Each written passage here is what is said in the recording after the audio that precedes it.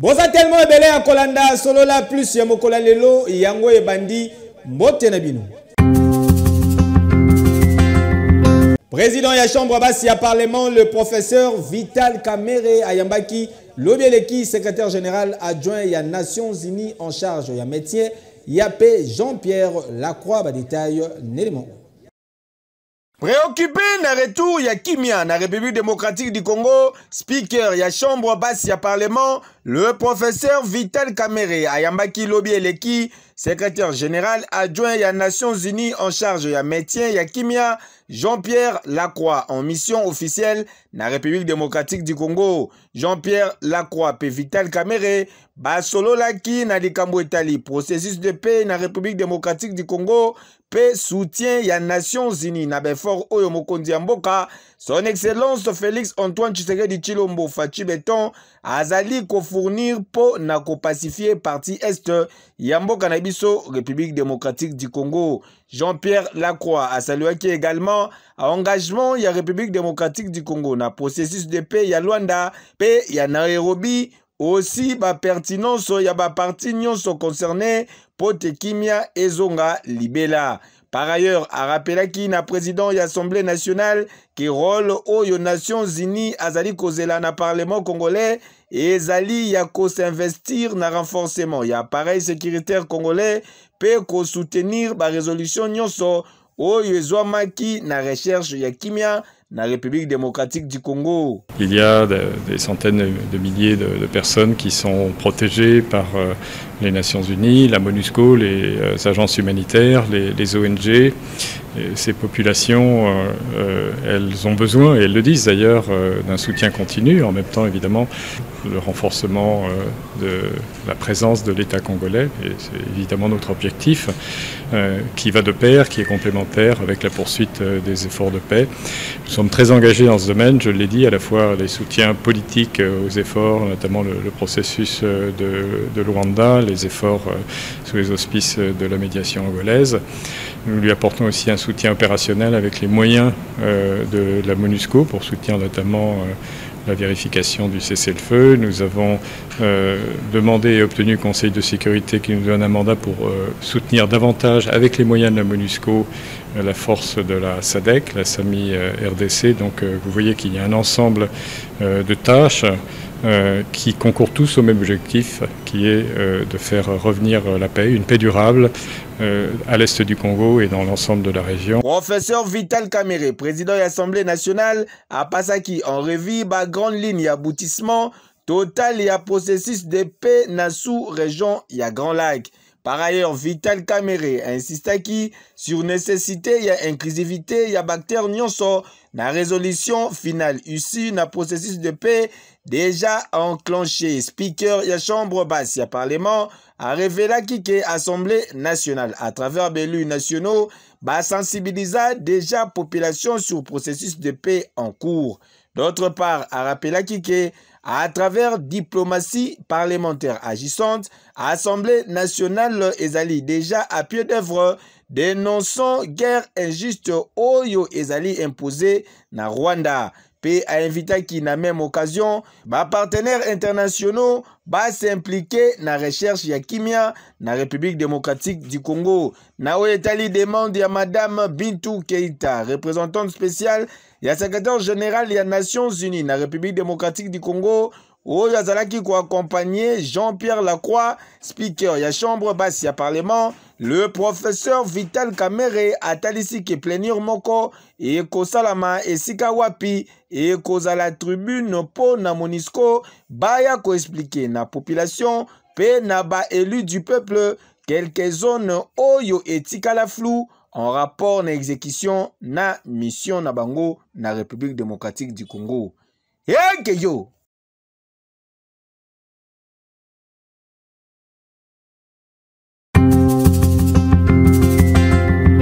Accréditation y a ba prestateur sanitaire na province ya Congo central, le gouverneur alingi ko s'imprégner na situation bozobadita. Directeur général ya Fonds de solidarité de santé a échangé qui lobby eleki na gouverneur ya province ya Congo central et Sikawapi atalisaki quelques étapes à franchir, notamment accréditation, yaba prestateur sanitaire P, signature yaba contrat, yoka communication à Salaki Nakobimanaye. Nous avons 10 prestations qui sont prises en charge au Congo central dans tous les territoires. Nous avons donc les consultations prénatales. Nous payons les hôpitaux pour 4 consultations prénatales. Parmi les 4 consultations, il faut un examen d'échographie. Nous payons. Nous payons les hôpitaux pour tous les accouchements. Si la femme accouche normalement, nous payons. Si la femme accouche par césarienne, nous payons. Nous payons l'hospitalisation. Si une femme qui est enceinte, depuis qu'elle a sa grossesse, jusqu'à ce qu'elle va accoucher, quand elle tombe malade, elle va à l'hôpital, nous payons. Donc, pour les médicaments, pour les laboratoires et pour la consultation, donc voir le médecin, voir l'infirmier. Si elle est hospitalisée, nous payons. Si la maman n'a pas démonté les thèses et il faut donner à l'enfant les laits artificiels, nous prenons en charge. Si l'enfant né est prématuré, nous le prenons en charge pendant 1 mois.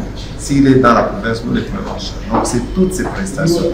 Il ne s'agit pas seulement de l'accouchement. Hormis la réalisation Oyo Bauti Kotanga et Sengeli Boye Bake quelques difficultés P ezali enregistrées, local la insuffisance yaba centre néonatologique P transport yaba malade naba hôpitaux yaminene na sije Oyo gouverneur ya province ya Congo central a prometaki implication personnelle naye pour na ko faciliter ba makambo nyonso Oyo tout en répondant na batante ya population façon ya ko matérialiser vision chère ya mokonzi ya mboka son excellence Félix Antoine Tshisekedi Tshilombo na domaine ya santé. Yo! Sinamed exécutif provincial ya Kinshasa très en colère balingi ba passer na vitesse supérieure ba détail Nelmon.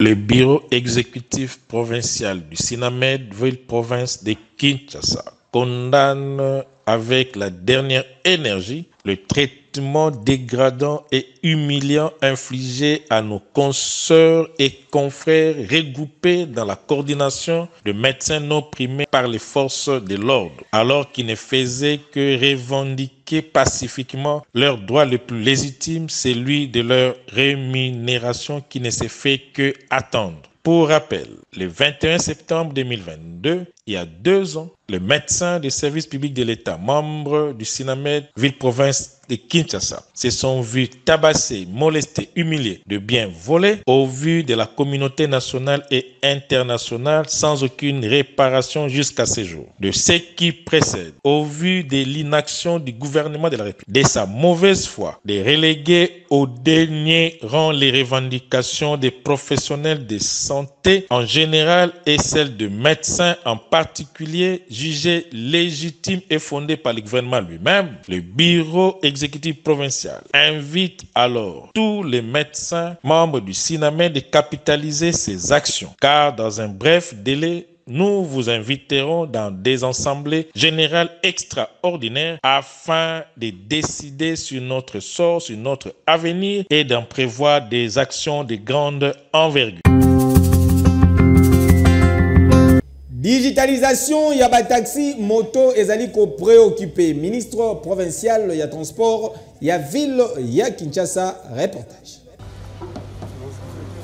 Ministre provincial, il y a transport, P, mobilité urbaine, il y a ville, province, il y a Kinshasa, Bob Amiso, à Sangisaki, lobby l'équipe à Bourgoumestre, il y a 24 communes, il y a ville, province, il y a Kinshasa, P, représentant, il y a association, il y a motard, et Sikawapi, Babetaki li solo pona o etali li kambuya digitalisation yaba tax. Une réunion très importante qui a réuni les différentes parties prenantes, dans ce projet de digitalisation qui est un des piliers majeurs du programme de son Excellence Monsieur le Gouverneur de la ville-province de Kinshasa, soutenu par le ministre provincial des Transports, qui tous, je pense, travaillent selon la vision du président de la République. Et nous, Afrique Digital, partenaire technique et financier de la ville, nous accompagnons ce projet de sorte à identifier tous les motards de la ville-province de Kinshasa pour régler les problèmes majeurs dans l'insécurité.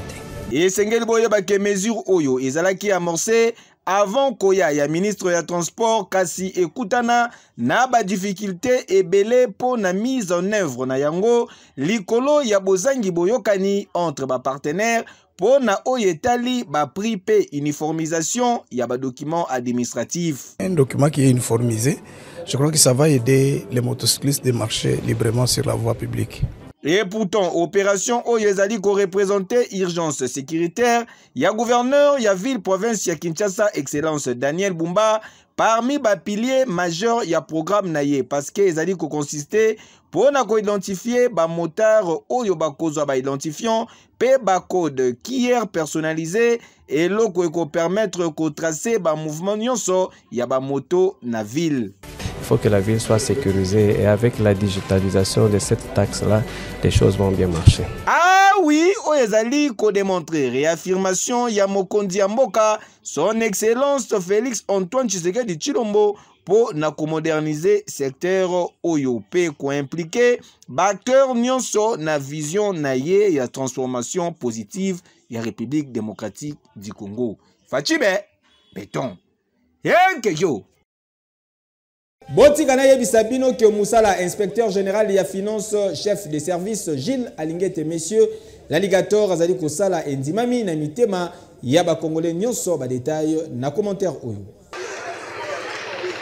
Ah oui, en dépit, y a ba menace, y a ba ordre nyonso, ba tentative de corruption, y a ba personnel na yango, pe ba campagne ya diabolisation, oyo ezali ko ciblé, inspecteur général, chef de service na yango, monsieur Gilles Alingete Kei, monsieur l'alligator, inspection générale ya finance, etikali locomotive ya bonne gouvernance, oyo ezali ko restaurer à la fois image de la République démocratique du Congo, santé, y a ba entreprise publique, paix, crédibilité internationale, ndenge lingi Mokonzi Mboka, son excellence Félix Antoine Tshisekedi Tshilombo, Fachi Beton, yokelanga eloko oyo. Dans tout circuit, ceux qui bozangi contrôle, circuit à rezanatina. En d'autres termes, babenga une évaluation. Baye ko évaluer, non pas seulement pour arrêter, mais aussi pour conseiller et donner des orientations. Mais tant que Alingeti abandi ko sala musala, peuple a monaki Alingeti nete moteako kanga. L'inspecteur n'arrête pas directement. L'inspecteur appréhende, vérifie et contrôle. Abengi yo ko ba tala awa o telemaki biente. Oko sala boye boye. Au cas où osalité nde akoya na mesure contraignante akangi. Mais biso peuple, to bandaki comme on a Alingeti, si on te dit Alingeti, c'est-à-dire l'arrestation, ça c'est du côté observation d'Angaï. Mais c'est un papa qui nous a fait quand même de fierté. Mais entre-temps, d'un côté, Bazako, Zouambongo est en caisse à l'État, de l'autre côté, Bambongo est belé, et puis ça biso ba psychose. Même attention, il y a 100 francs, mais quelqu'un qui vole l'argent des millions. Et subitement, il y a mis Alingeti à sa timidité. Ça, c'est du côté négatif. Alingeti reste ministère banini. Il faut qu'il y ait des petits Alingeti. Donc, impact Alingeti équitatif dans l'évaluation, il y a un marché, il y a un bitch. Il y a un péage et tout ça. Chef de l'État, coup de chapeau à la Moussiango. Ce qui batouana basangani contre Alingeti. Alingeti n'est pour rien. Donc batouana basa contre le chef de l'État. Avec plus de 36 ans de carrière, Gilles Alingete Kei, Azali, inspecteur Moko Alenda, na Oyetali, gestion yaba finance publique. Ça y a Alingeti. À ça le pour que bakanga bato nyonso tu bazotia maboko na finance publique ya l'État. Et c'est là qui t'a ouillé azui par rapport na ye. Apesi la justice akangi batouana va se retrouver quelque part pour que peuple sa leçon na batu mususu ba sala te pour que peuple congolais comprenne que ah nous sommes la lingette ça nini et mon aïe. J'ai frappé l'ampleur à partir de l'événement de l'inspecteur Gilles à Linguette. Auparavant, ça existait, mais c'était comme de la théorie. Mais la pratique, nous l'avons vécu avec l'avènement de l'inspecteur Gilles à Linguette. La récupération de 7 milliards avec les contrats chinois, ça fait quand même du bien au pays. C'est de l'argent qui volatilisait comme ça. On ne savait pas qui prenait ça. Mais avec l'avènement de l'IGF, on a pu récupérer ça. Ça fait du bien quand même au pays. J'ai pratiqué parce que comment faire au banc ça va toi parce que va y bon à l'état comment faire au banc à partir va que baza IGF inspecteur IGF va à côté wana comment faire la photo comment faire au banc bon à l'état donc peut-être pas quand même moi parce que ça dérange place ba lia ça dérange comme il y a par exemple lingi ba la liberté moko boye ba ça la au balingi na bon à l'état mais quand on a IGF passe là na contrôle sous et comment faire au banc ça va comment on liberté moko na makamba les finances à la congolaise n'est grandi na Congo donc aussi en tant que mon peuple a souffrir les aramabe mingi tant où il y a à côté du cambo ko contrôler ba mbongo na biso ko kanga yango ezala na Congo ezala mbongo na biso Congo to souffrir donc tant on compte essaye à cela idée moko il y a malamu mingi donc côté là na betela vraiment mabo ma beza ce qu'on dit bino boye bi muto ana yibaki bolongo lié par rapport aux songs c'est ça sensé bon moi que toi na posa to kufa kaka ba nyonso il faut ba kota na makambo yo baza ba moyibi parce que les voleurs n'aiment pas de contrôle. Quand quelque chose qu'on te donne de gérer, tu ne veux pas qu'on vienne faire les contrôles là, tu es voleur. Tala Moussala IGF azali kosala lelo et ezali ko incarner vision ya inspecteur suprême président de la République son excellence Félix Antoine Tshisekedi Tshilombo Fachi Beton pour na qualité contre ba impunité, corruption, coulage à recette publique, enrichissement illicite, peba pratique nyonso ya mabe pour na oyetali mauvaise gouvernance. Boyende ezalaka qui du mieux. Eh keyo. Oui.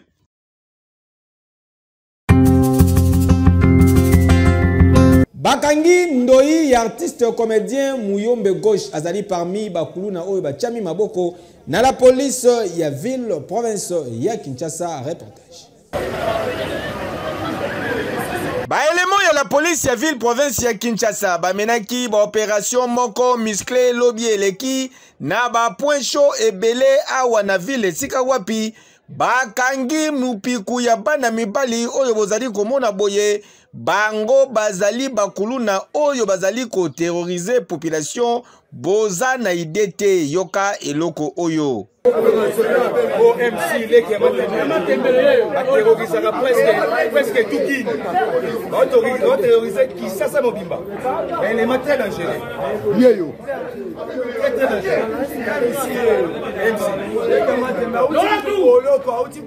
MC prison ça très bien MC yo après oui.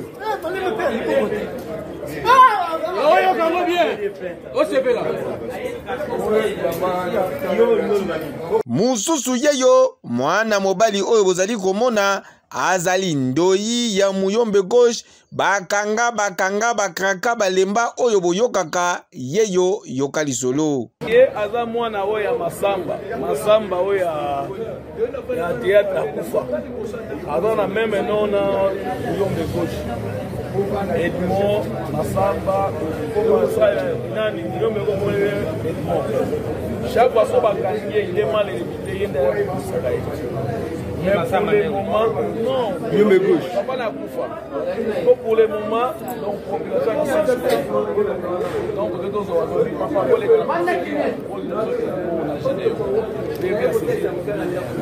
général va yena yeka kané dans son opération ande basupe bakangi oyo pe mal réputé ba pelele ba zola so ngo siri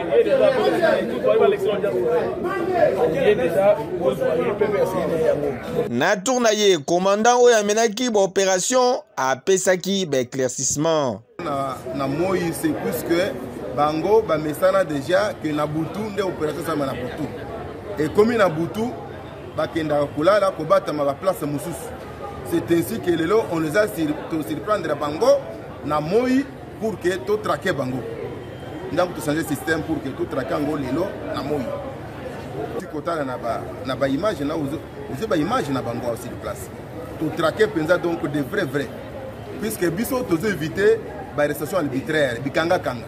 Nous ciblons tout cibler to ye to kangi. Ensemble avec service de renseignement au Yangai ba ke na terrain ba récolter ba renseignement biso toye to frapper to kangi bango omoni biso tozo cibler ba bisika oyo ya ba problème surtout pas tel quartier et l'eau pour les salles qui désordre ou bien ba menacer qui population na biso quartier on tozo cibler to tindi ba renseignement ba côté ba ça renseignement ba récolter ba donner to organiser opération spéciale c'est ainsi que tous allez na hauteur ya pour maîtriser ba petit wana facilement. Ngo bazo mon exemple même so kanga o ba chef de bande na bango. Il faut batika puisque un jour les lorsque abiki lobi akobika te. Batika kuluna. Misala eza yebele basala misala teka tamai. Tala! Awa penza mawa ezate population elingi justice esala musala na yango. Merci pour la confiance et fidélité sur la plus ya mokola lelo et komi na suka botika to souhaiter joyeux anniversaire na madame Meda Lusa Bafosette ezali koyinda mabe en mode bling suprême boika ayebi makambu azali koloba siko champagne pe azali komela avec impact pe idéologie bamata bakita babaluka mabele boyebi ke fils mani na préférabino ba image simamaki na maboko ya Israël Lombuyi 4 fois champion mobali ya simoko régie finale de simamaki na maboko ya directeur technique na biso papa na Galaxy pe blessing tukutani lobi.